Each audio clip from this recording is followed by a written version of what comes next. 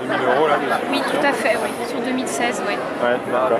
Et ça, vous vous attendiez pas du tout? Non, on s'attendait à une baisse, hein, je vais être honnête. L'année dernière, on a déjà eu 5% de baisse, c'était déjà compliqué, parce qu'aujourd'hui, nos structures fonctionnent vraiment avec des budgets très contraints.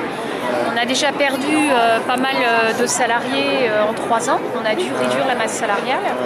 Donc c'est toujours compliqué de perdre même 5%.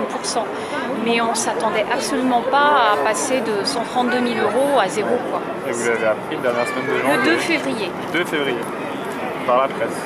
Non, on a été convoqué par Madame Diligent et le service opérationnel du conseil départemental, et ils nous ont dit que c'était zéro définitivement. Bon, on avait entendu des bruits puisque d'autres associations avaient été convoquées avant nous.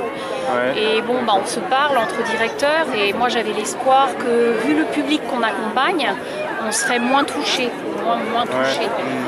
C'est pas le cas du tout. Ils sont pas du tout tenus compte du public qu'on accompagne, du fait que ce sont des femmes et des enfants.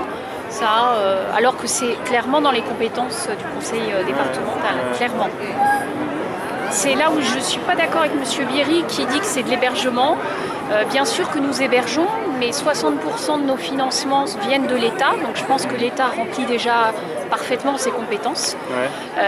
Et ensuite, là pour moi, le conseil départemental, il finance un accompagnement spécifique pour des femmes enceintes et des enfants. Aujourd'hui, dans le collectif, on a 9 enfants qui ont moins de 3 ans. On a une moyenne d'âge sur 2015 de 5 ans à peu près. 5 ans de moyenne d'âge. 5 ans de moyenne d'âge. On héberge entre 100 et 120 personnes par an, dont 50% d'enfants. En fonction, c'est des fois 45, des fois 55. Voilà. Donc là, on ne comprend pas, on est très choqués parce que moi, je pensais que vu l'accompagnement spécifique qu'on proposait, on ne serait pas impacté de cette manière. Voilà. Le département m'a dit qu'ils vous avaient proposé de fusionner avec une autre association et que vous avez refusé. Oui. Ce qu'on m'a dit, ah oui, alors je rigole beaucoup parce que s'adosser à une association, oui. Prendre le temps de le faire, ça peut être intelligent. Le faire dans des conditions comme ça, quand on apprend le 2 février pour une année déjà entamée, de s'adosser à une structure qui elle-même est impactée, parce que toutes les structures auxquelles on pourrait...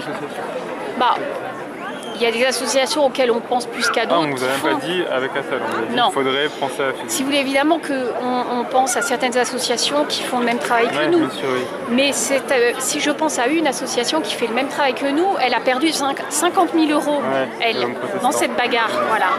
Donc je veux dire, une fusion avec cette association qui déjà va avoir énormément de mal à combler ce déficit de 50 000 euros. Moi je viens avec 130 000 euros. Où sont les 180 000 euros pour... On va économiser quoi? Mon poste? Mon poste, c'est pas 180 000 euros, ça serait bien, c'était le cas. Mais c'est pas du tout ça. Donc je veux dire, même si... Vous l'expliquez. Et oui, donc pour moi, un adossement avec une autre structure ou une fusion, s'il veut parler dans le monde économique, c'est absolument... c'est n'importe quoi.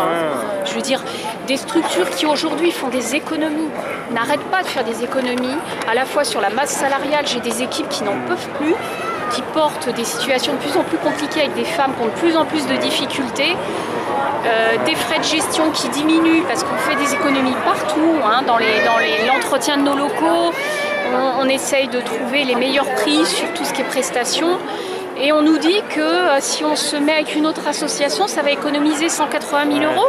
Non, ça ne va pas économiser 180 000 euros. Voilà. On va voir la version complète de l'histoire. Là je suis un peu fâchée. Vous appelez comment en fait? ELY, Carole. Caroline? Non, Carole. Carole, pardon. ELY.